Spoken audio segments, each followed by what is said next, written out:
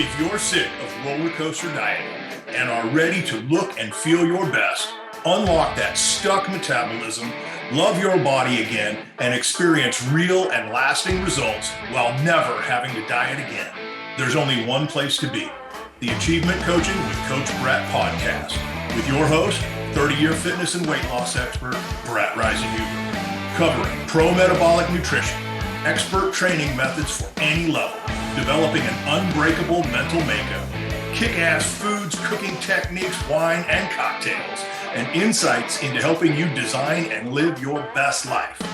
So put in your earbuds, grab a hot or cold drink, and let's get rocking.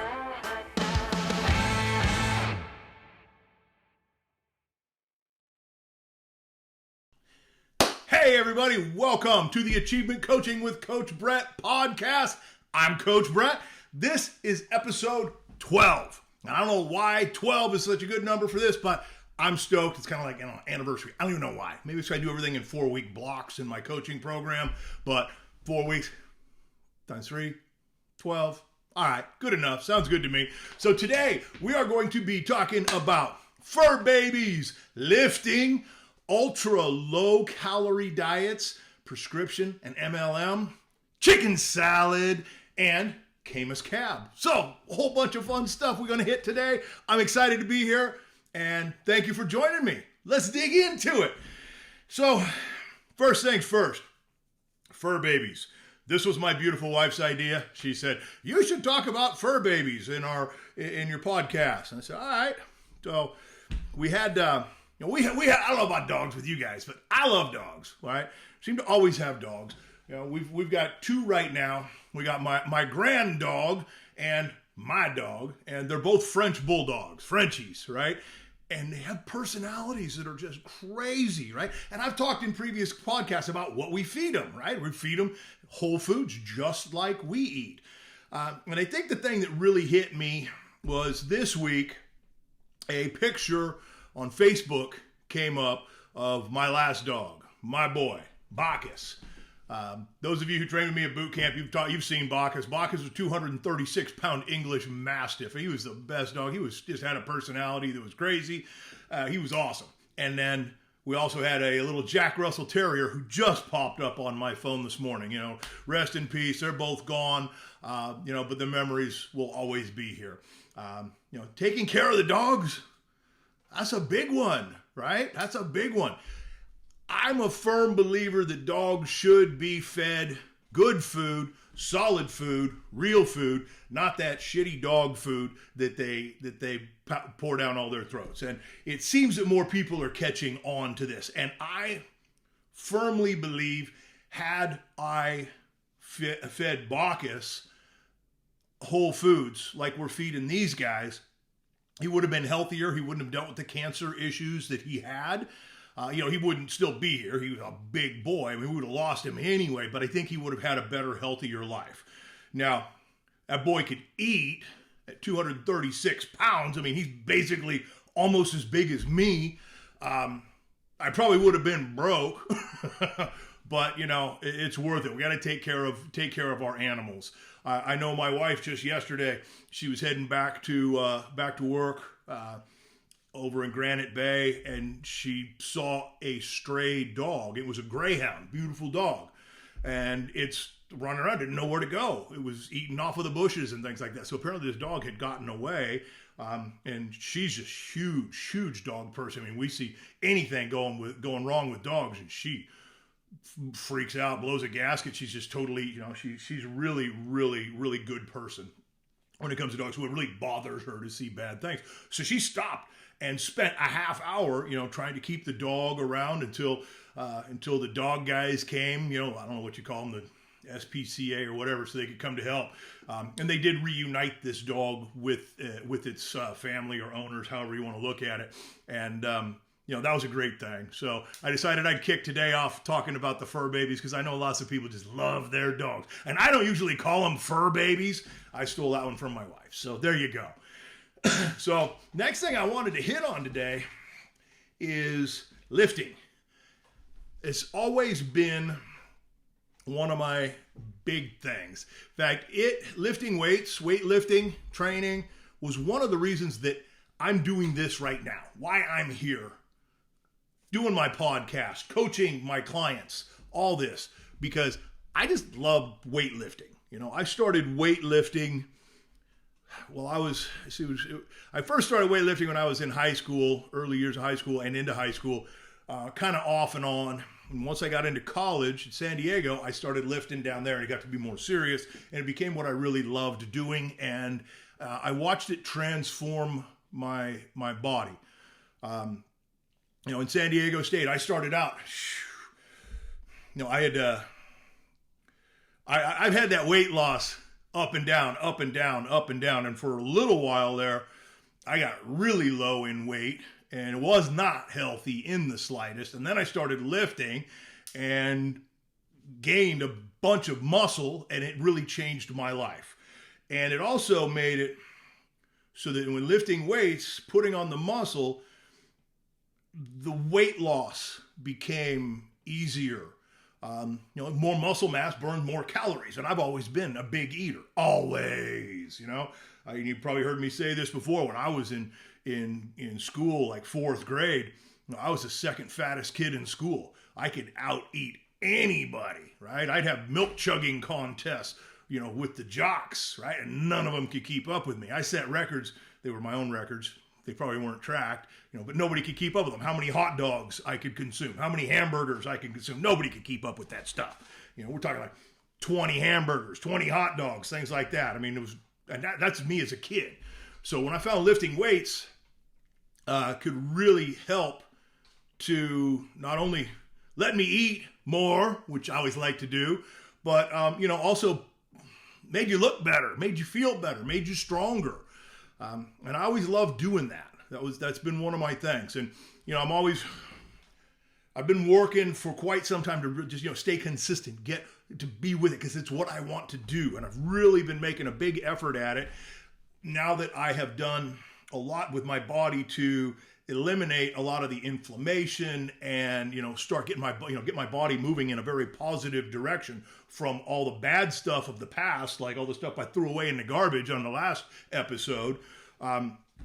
And I've been kind of taking it easy in the gym. I'm older. I'm 53 now, right? So I got to, I don't want to do crazy stuff anymore. But as I'm doing some of these things, I'm in the gym this last week. I'm trained. In fact, I'll go back in tomorrow morning. So I guess it was yesterday.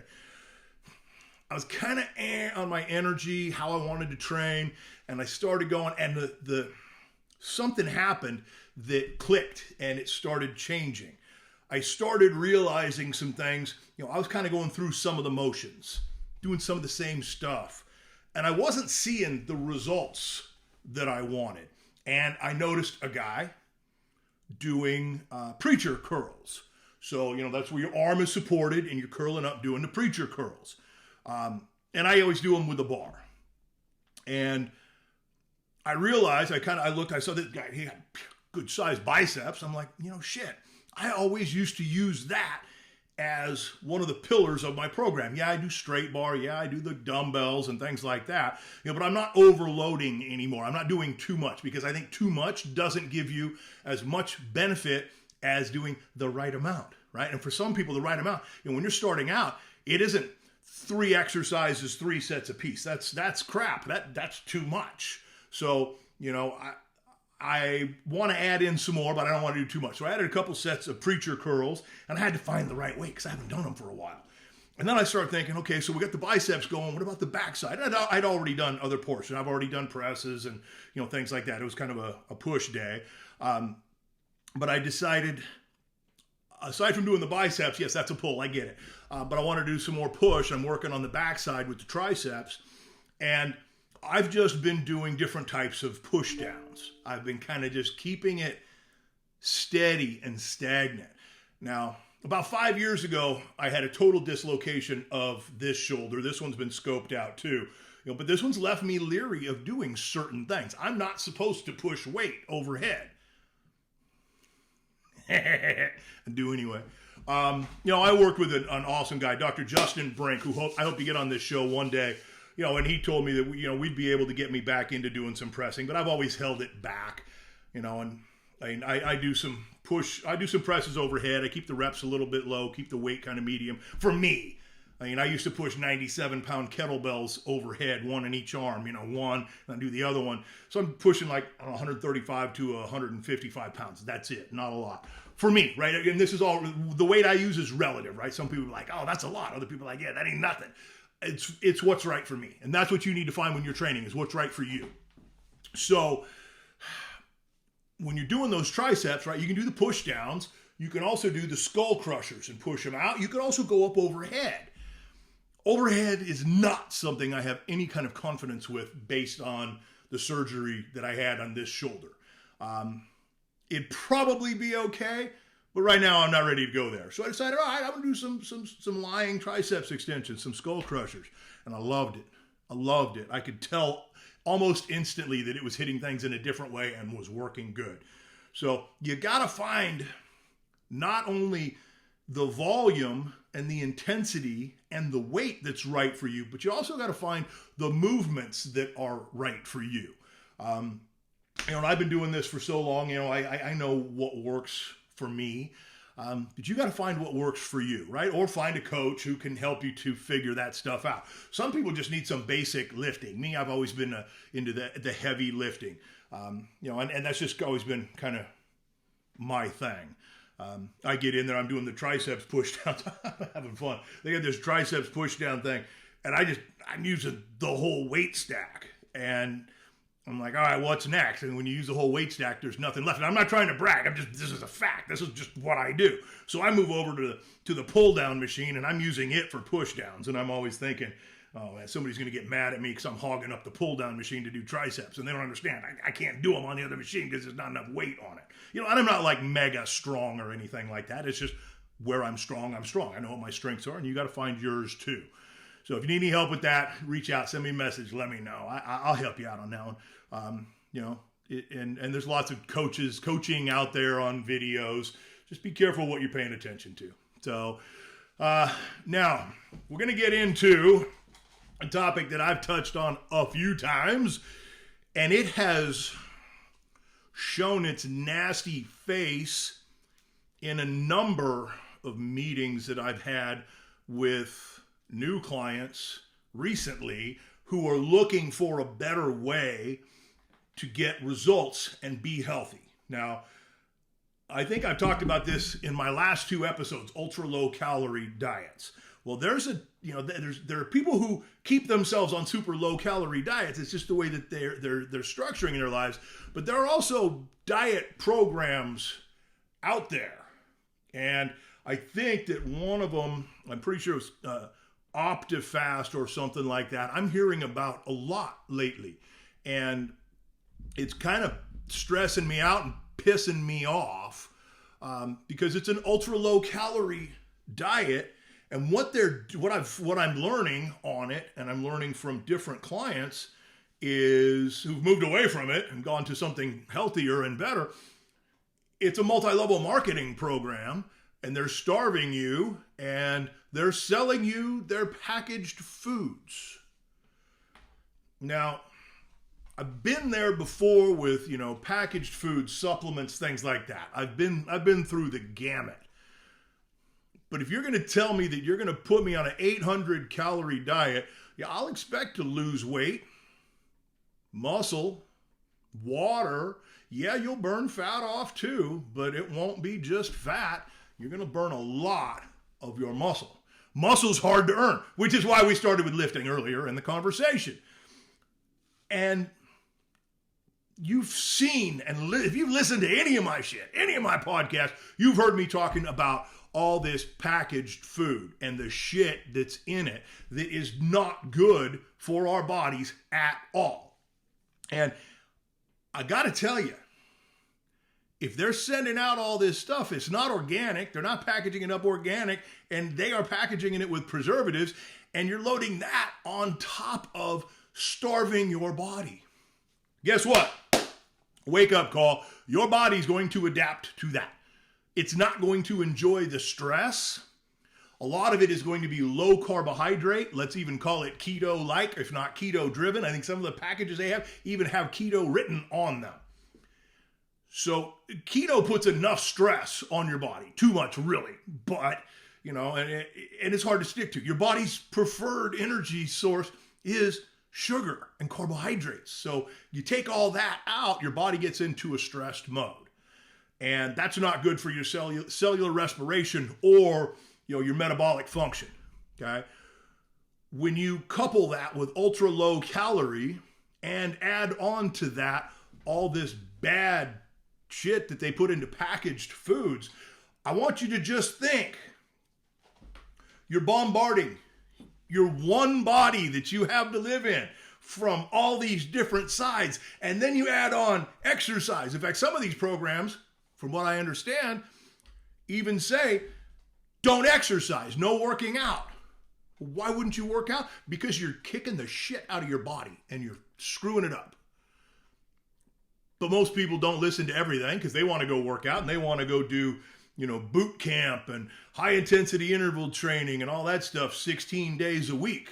And you're really sabotaging your body when you do all of that. The way that you should have your body working is with an incredibly high metabolism, cellular respiration, metabolic function, to where you lose weight while you're eating more. I don't believe that anybody should be under 1,200 calories. And that's an arbitrary number, but it's pretty much, makes sense. If you're on 800 calories, you are not doing good things to your body, period. Oh, Coach Brett, I'm on keto and I lost weight. Coach Brett, I'm on 800 calories. I lost weight. Well, no shit. But at what expense? What expense are you subjecting your body to in order to lose weight when you're doing things like ultra low calorie, keto, things like that? Should you have fat in your diet? Absolutely. Should it be saturated fat? Yeah, it should be. Should be. Does that mean keto? No, that means that you've just cut out everything else. You can have your saturated fat with some sugars, right? Carbohydrates are bad. How so? It's what your body actually prefers to live on. Well, I have issues with sugar. Well, I wonder where that came from. Could it have come from all this other crap you're doing? You do keto, your body is going to have insulin sensitivity issues because you didn't give it any sugar. There's lots of different ways to look at things, but when you look at your body in a healthy kind of a standpoint, you got to look at what your body wants and needs. If you have done things to slow your metabolism down so much that you have to starve yourself and do other weird shit to your body, like pulling out entire macronutrients like carbohydrates, maybe it's time to look at a rebuilding process to rebuild your body and your metabolism so that you can actually lose weight in a normal way while still enjoying your life. Food for thought. That's what I work on with my clients. And I want you to really think about that. Now, chicken salad. I got to share a recipe that I have been doing and I absolutely love it. And it's bonehead simple. Chicken salad. So, no, I'm not writing this recipe down. I'm sharing it. I'm talking to you about it. But chicken salad recipe, I love it. So here's what I do. I get some organic, low-fat yogurt, and I put it in a bowl. And I get some avocado mayo. In fact, specifically, I like to use a chipotle mayo. And it's an organic, I've drawn a blank on the freaking name. I apologize, but it's an organic mayo, avocado mayo, and this one happens to be chipotle. So you can add in some chipotle powder in there, whatever you want. I add in some dill, a good amount of dill, and a bunch of fresh cracked pepper, Maldon salt, and honey, organic honey. Everything organic, right? That's just the way I roll it. Mix all that up. And I don't have measurements. I mean, I use a tablespoon of honey, a tablespoon of mayo, and 1/4 to 1/2 cup of the yogurt. But I want to get all that mixed together so that the dill, which I use dried, kind kind of loosens up a little bit and hydrates back a little bit. And this is just my recipe version of it. You can do it however you want. Then sliced organic, chopped up organic sweet onion or yellow onion, whatever. Same thing, organic, chopped up celery. And I like celery cut up fine. I'm not a big celery fan at all. And I like to do some cucumber in there. And I just peel the outside of the cucumber, chop it up, throw it in.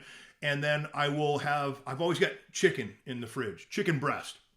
And I'll put the chicken breast into a bag with whatever I feel like throwing on it, throw it in the sous vide for an hour and a half to, I think the one I pulled out yesterday was like 4 hours, because it's not a big deal. It's not going to overcook. I cook it at like 146, 147 degrees, and then just pull it out, throw it in an ice bath, stop the cooking, and throw it into the refrigerator so it's there when I want it. Chop that up, mix it all up. Couple of organic pitas, or one organic pita. I guess it's a couple because I cut it in half. Boom. Stuff it in the pita. Easy to go. Simple. Pita, not required. Sandwich, sure. You can have a sandwich. You can eat it on its own. You can put it into a salad. You can put it onto a bed of lettuce. Excuse me. You can put it on a bed of spinach. You can eat it however you want. But I'll tell you what. Primo. So good. Love it. Easy to make. You can store it. You can make a bunch for the week, however you want.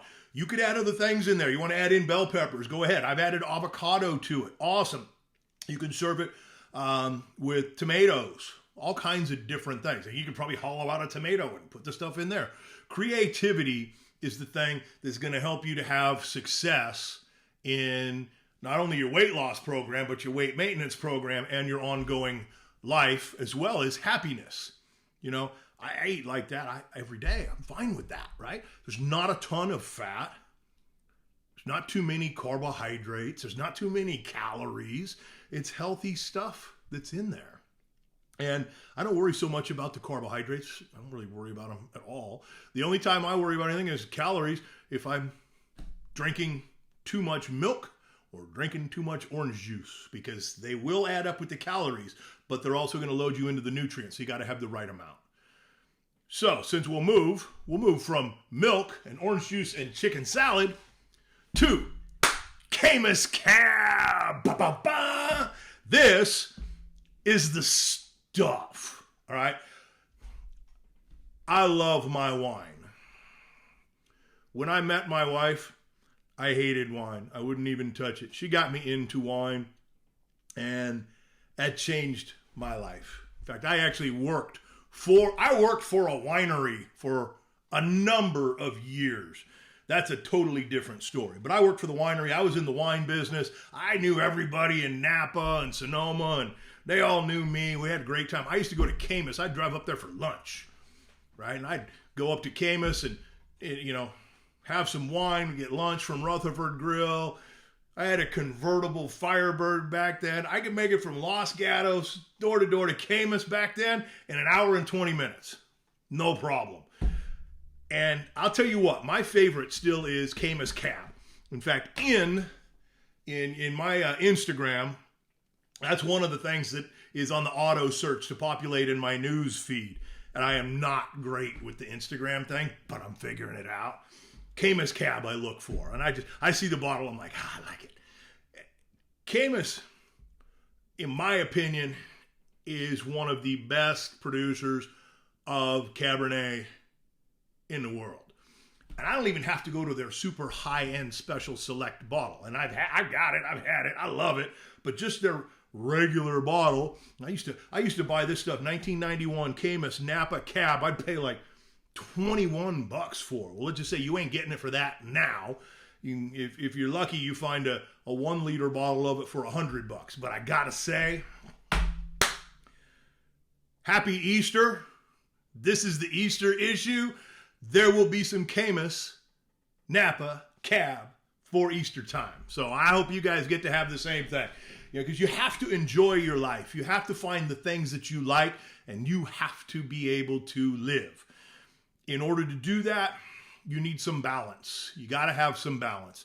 I mean, you can't drink Caymus Napa Cab 24/7. It won't work. Your liver will fall out, right?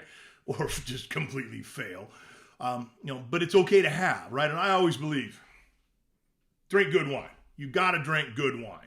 And that is good wine, period. And I think, I personally believe that that's one of the best. If you get an opportunity to have your Caymus Napa Cab, do it. Just do it. It's damn good.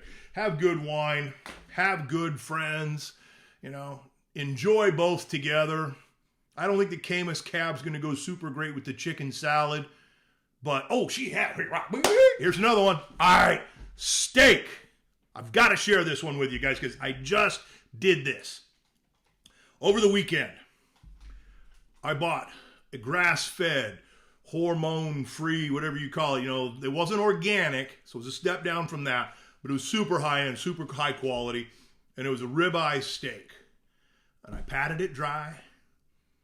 I seasoned it with the Malden salt and the pepper. I threw a couple of, few sprigs of thyme and a couple pieces of grass-fed organic butter all in there in a bag. And this was when I sealed it up in a vacuum seal bag and I put it in the sous vide. I set it at 125. And I had it set, I was going to cook it for a few hours and then sear it off and enjoy it. Well, I ended up going down to this neighbor's house and we had a couple of beers. It turned into a few beers and I ended up coming home and not eating my steak. Well, I didn't want to leave it cooking at a super low temperature, so I busted the temperature up to 135. And there may be some food police out there going, that's not enough. That's what I did. And I cooked it all night long and all the next day at 135 in the sous vide. I heated up my Evo grill, flat top that I have out in the back, patted this thing dry, and I just seared it off.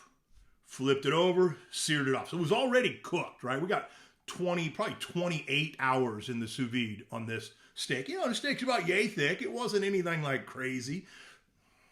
Yeah, about there. I got about 1.5 inches, 2 inches. Brought it in, put a little bit of organic blue cheese on it. At least I think it was organic blue cheese. Organic butter on top of that, grass-fed for sure. And OMG. So tender. Cut the ribeye with a fork. It was amazing. So we're going to hit back to that sous vide thing. If you don't have a sous vide in your kitchen, it's time. Get one. I love them. They're amazing. Think about this when you do your food prep. Sous vide. Chicken breast. You can't screw them up. You can't have this overcooked, dried, shitty piece of chicken. It's good. We want good. Yes, we want good food. So get the sous vide. Enjoy. Happy Easter to everybody. You may watch this after Easter, so I hope that you had an amazing, safe, happy Easter with your family or whatever you did. And I'm stoked. Episode number 12, Achievement Coaching Podcast with Coach Brett. I'm so happy to be doing this. And we may have some...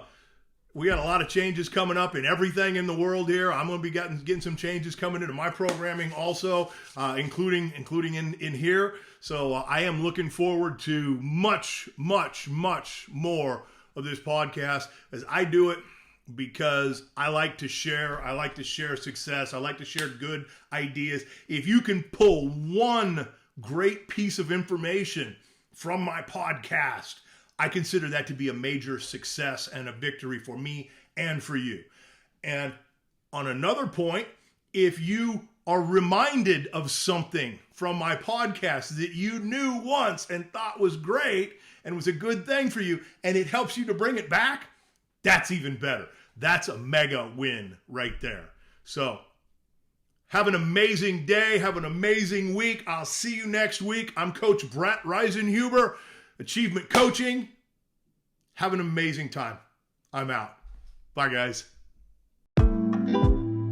Thank you for listening to the Achievement Coaching with Coach Brett podcast. Be sure to subscribe to the podcast so you don't miss a single episode. And join my weight loss support club on Facebook for unlimited free access to trainings that will help you unlock your metabolism, amplify fat loss, and feel like yourself again. I'm Coach Brett, and I'll see you next week. Until then, live your life to the fullest and have an amazing day.